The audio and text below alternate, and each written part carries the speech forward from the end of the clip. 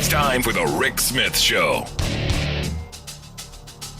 Now, here is the voice of the working class, Rick Smith.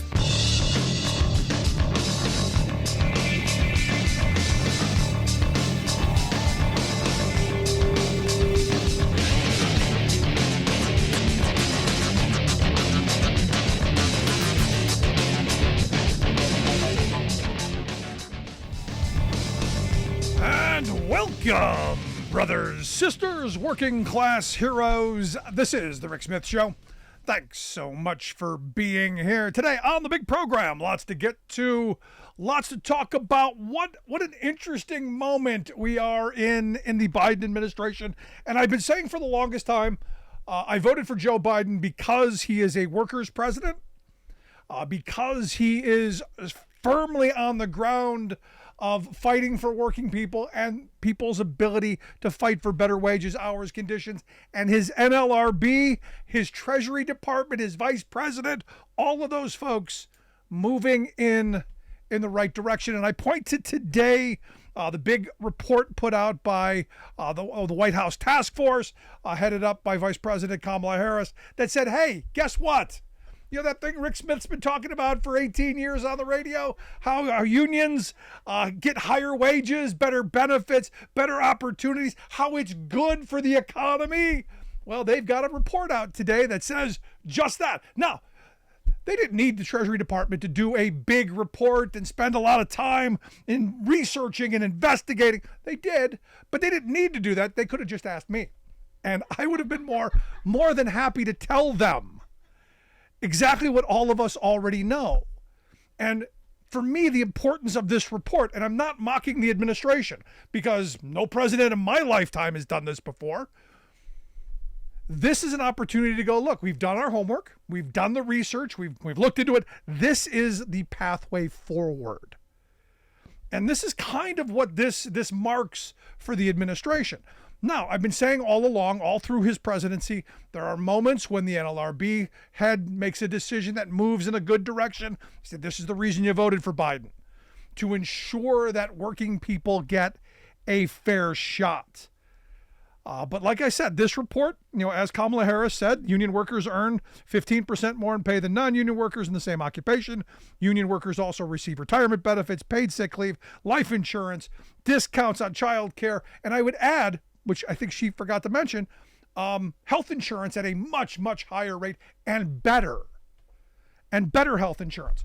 So for me, this is extremely encouraging because this is saying that what we've been doing here at the program for all these years is filtering in, saying, hey, and I ask this question a lot. Which are you? Are you a worker first or are you a consumer first? And I know it's a chicken or egg scenario, but it really is telling when you have people who answer it. And what I have found over the 18 years of asking that very simple question is I don't need to ask you who you voted for in the last election. I know by the answer of that question. If you say I'm a worker first because it's how I make my living, it's how I support my family, it's how I get all of these things, chances are, overwhelmingly, you vote for a Democrat. If you're a consumer first and it's all about, cheap goods and hooray for me, chances are you're going the other direction. And it's this hyper individualist. I'm not quite sure what the rationale is, but that's how it's broken out for me. So to have Biden come up and say, look, we're breaking from the past. We're breaking from all of the supply side voodoo Reaganomics. We're breaking from neoliberalism. We're going to start making things here. We're going to start investing here. We're going to start bringing jobs back here. And we're going to make sure that those workers, when those jobs come back, make a decent living. Make a good living to where work actually pays. And, because I go back to the Reagan era. Reagan always said, the best anti-poverty program is a job. And I've always amended that to say, no, not just a job, because there are a lot of McJobs out there, but a union job, one with superior wages, benefits, all that stuff.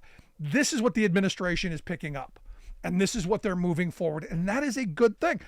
And again, I come back to the idea that this administration, and say what you want about Biden, And look, I've got problems with his inability to give a speech. I've got problems with, all kinds of, it's his policies. It's the direction that he is slowly, quietly moving this country. I wish we were a little louder about it, and I will be loud for him because I think he is doing the right things. We've got to say this is what we want, though. Because remember, you go back to the Trump era. And this is when I have a problem with my working class Trump folks, because Biden is doing exactly what they believed Donald Trump was going to do.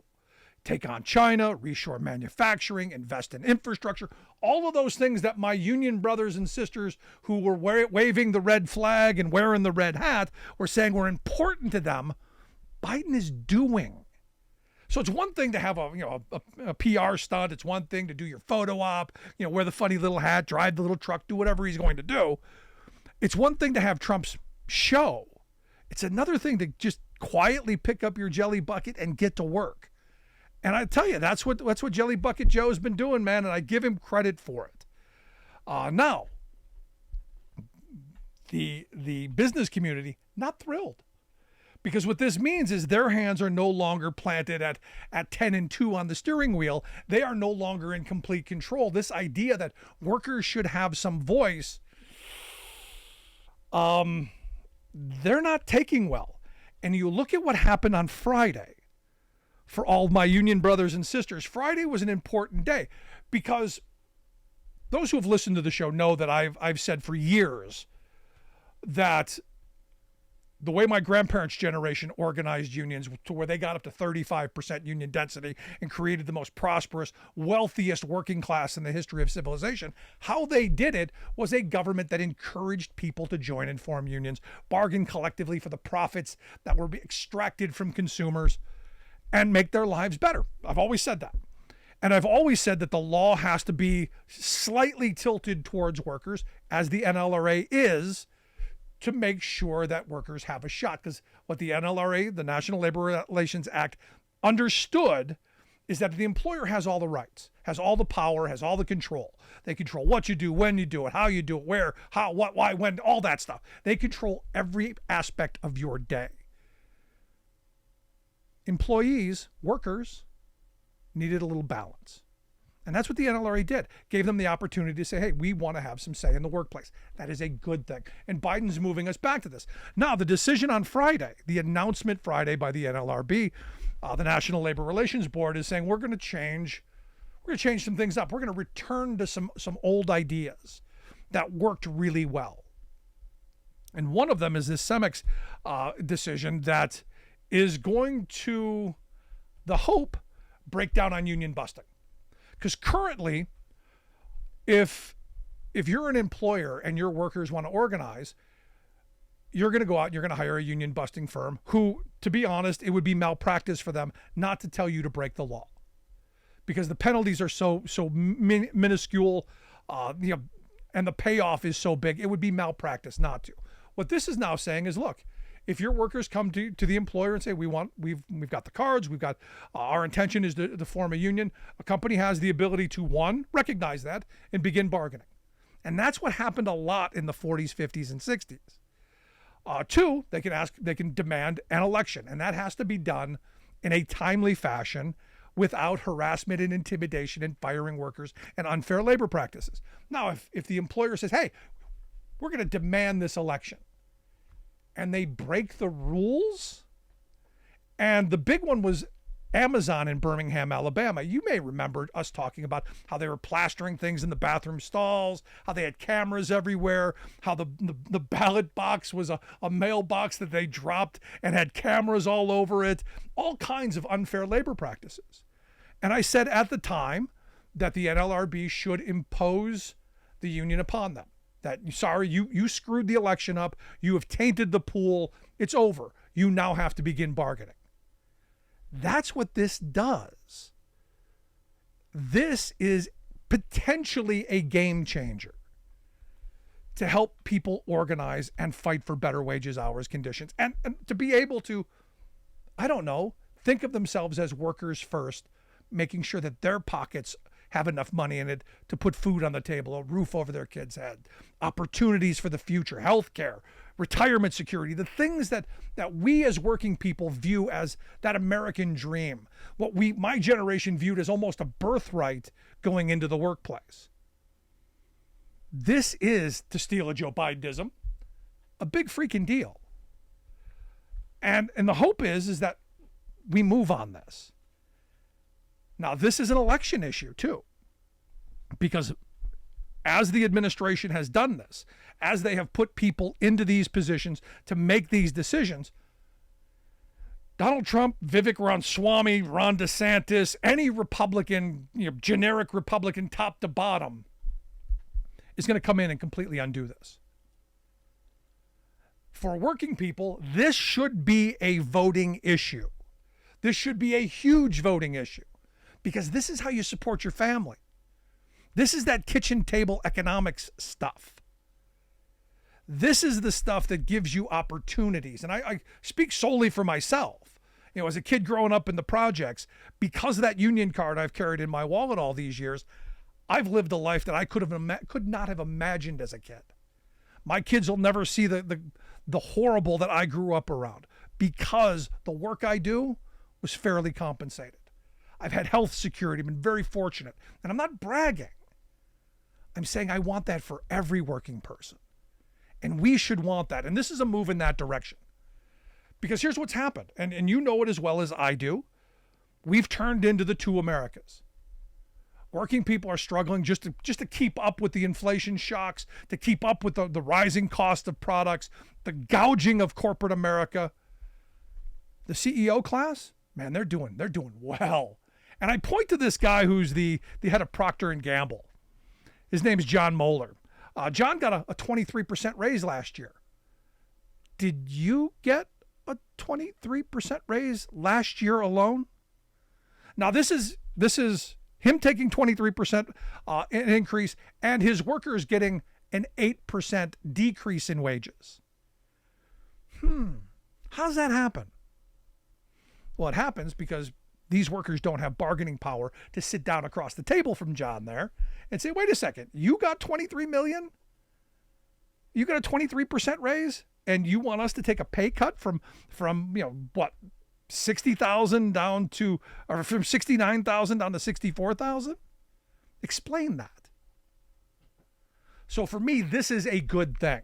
This is a step in the right direction, and I give the Biden administration credit, and I'm looking forward to moving on this in big ways. But I want to hear your thoughts. Maybe it's just me. Maybe I just see this as too big of a deal, but this could be a game changer.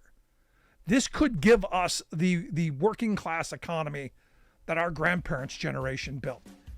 And, as someone who's looking down the road going, retirement may be coming soon.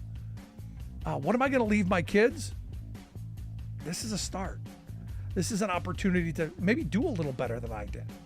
I want to hear your thoughts. Email me, rick@thericksmithshow.com.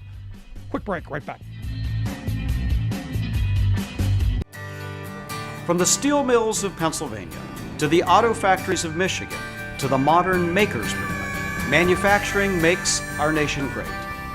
I'm Scott Paul, president of the Alliance for American Manufacturing. We bring business and labor together to advocate for policies that everyone can agree on. Together, we can strengthen manufacturing and create good-paying American jobs. Help us keep it made in America. The old factory towns in America's heartland have been taking a beating. Thing is, though, there's a light at the end of the tunnel. After years of politicians talking about it, they finally passed a big new infrastructure package to rebuild roads and bridges, fix drinking water systems, and make the energy grid more secure. We're finally turning things around after 40 years of screwing over working people. But will we keep moving in the right direction?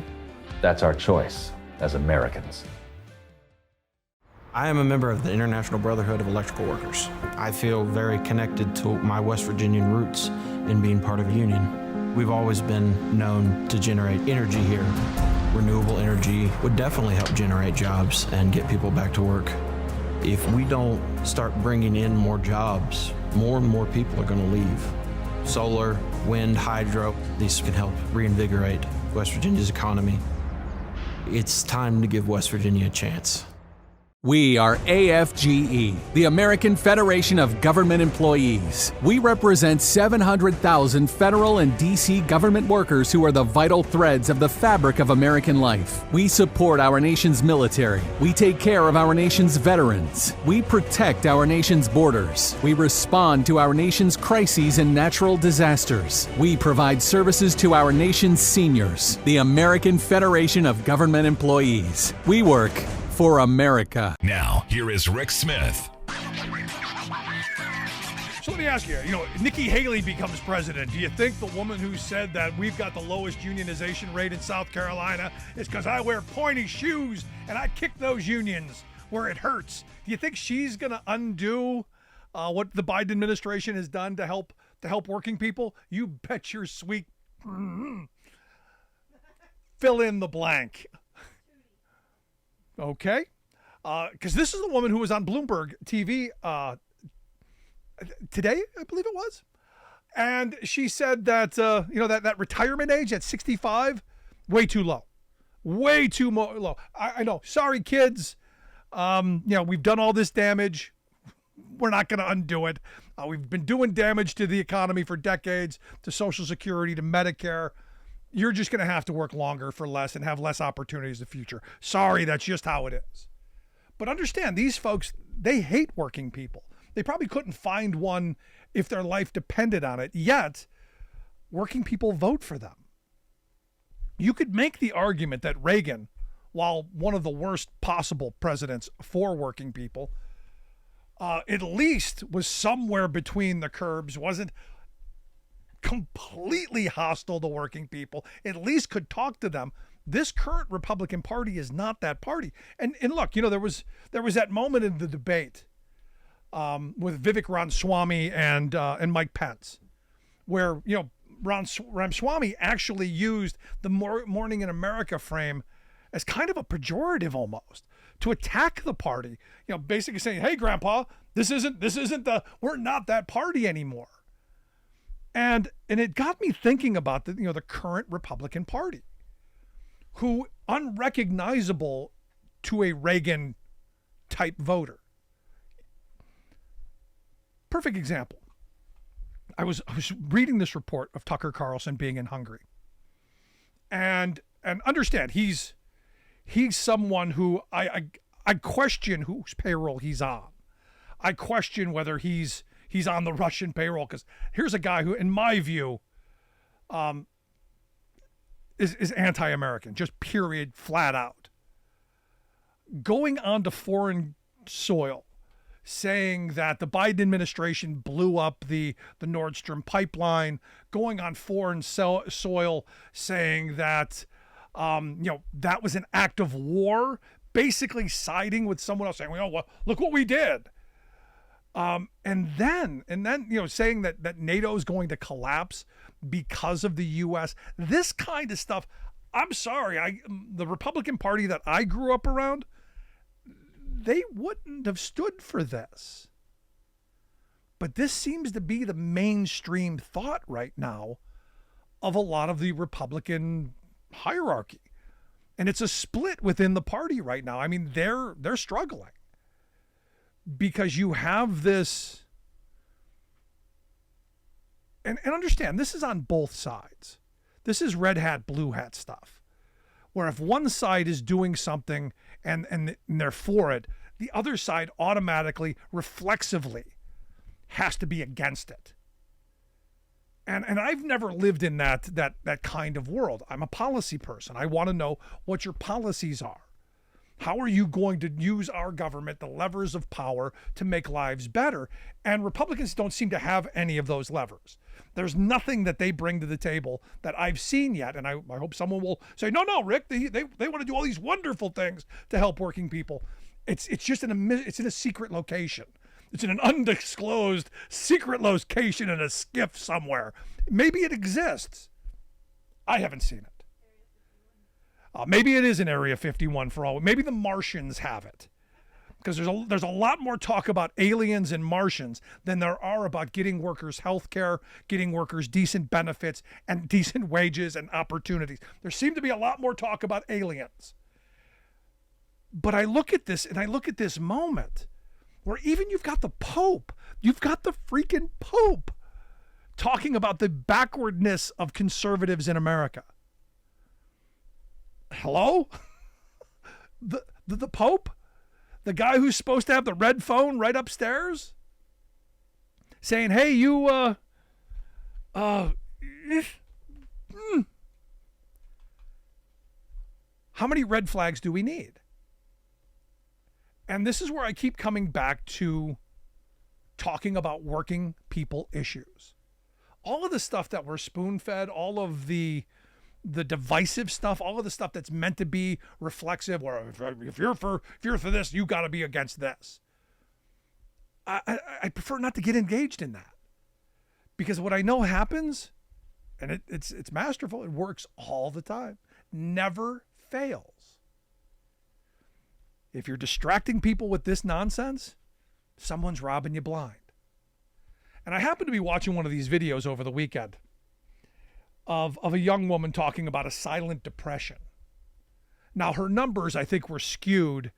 I'm not quite sure what orifice she pulled those numbers out. But her argument was, during the Depression, wages were adjusted for inflation higher than they are now. I wasn't able to corroborate her numbers, but when you looked at it, they were about the same. So when you start looking at the median income back during the Depression, wages were lower, but we were in a freaking depression. And this is why I come back to this moment where Biden is doing good stuff. I wholeheartedly support the policies on the economic front, the manufacturing policy, the industrial policy, 100% behind it. And why I think this push today, this report today is important, because this is going to help working people catch up. I said, I've said a bunch of times here on the program that, when I started in the less than truckload trucking industry, that job paid in today's money, $100,000 a year. It was incredibly good paying job because the industry was 85% unionized. You had mass density that you could raise the wages and the benefits and all of that stuff and make it a good, solid, middle class, working class job. Now it's just, you're getting by. So the anger that's out there is real. The frustration is real. People want to make sure that they have the ability to support themselves, their families, the future. But the wages haven't kept up. And there is a sense across all ideologies and all political lines, which is why I think that Oliver Anthony song was so important. And why it's driving the right and the left crazy, because here is a guy who's he's telling it like it is. We're struggling out here. And it's these people who, don't seem to listen, don't seem to care. And the anger that comes, the frustration that comes with that. Now, I have my left friends say, they're racist and homophobic. Yeah, probably. But what's that got to do with you and moving an economy forward to make sure everyone has opportunity? The more we divide ourselves, the more the wealth class of this country enjoys it, the happier they are. The more we allow ourselves to be pitted against each other, the less we get. And I've said this 1,000 times. My government teacher in high school was very clear. We are the government, and government decides who gets what. So you got to ask yourself, over the last 40 years, what have working people gotten? We've been trained to believe that government is the problem. And what built that working class of our grandparents' generation was an active government of, for, and by we, the working people. So for me, it seems pretty simple. I wanted Joe Biden in the White House. I want Joe Biden's policies coming out of the White House. I want the people he's put in charge of regulatory bodies, ensuring that our air is safe, our water is safe, and our working conditions are safe. I want to hear your thoughts. Email me, rick@thericksmithshow.com. Let's take a quick break. Right back.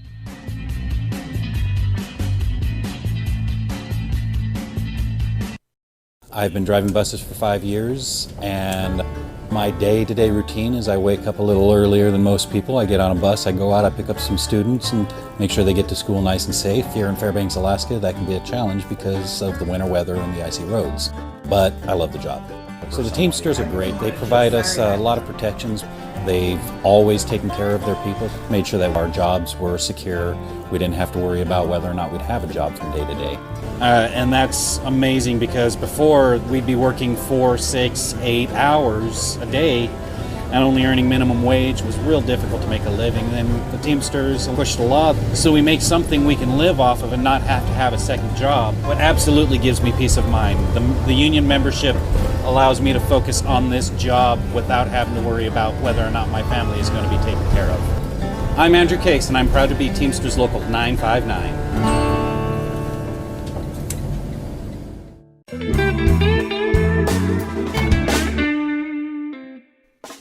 Before we close the program, we want to take a moment to thank our viewers and to share a little bit about why we do what we do. At the Rick Smith Show, we believe that media today is almost entirely controlled by corporate greed. So we have now 24-hour news channels. But instead of 24 hours of news, what we get is 1 hour repeated 24 times, and with tons of commercials creating obscene amounts of profits. Information once presented as a public service has now become a private commodity. So when lies make money, lies are what we get. We get a corporate-controlled rage machine feeding us anger and hate, trying to convince us that our problems are right, left, or red, blue, when they are and always have been up, down, the wealthiest 1% versus the rest of us. Our goal is to be an alternative to that machine, not as a news show with a fancy journalist out front, but as a talk show run by a union truck driver and a team of working-class heroes just like you. Everything we do, both what we get right and what we get wrong, is dedicated to advancing the interests of America's working families. No corporate ad buys, no think tanks, no focus groups, no talking points. We are media by working people for working people. Thanks for tuning in. We'll see you back here next time.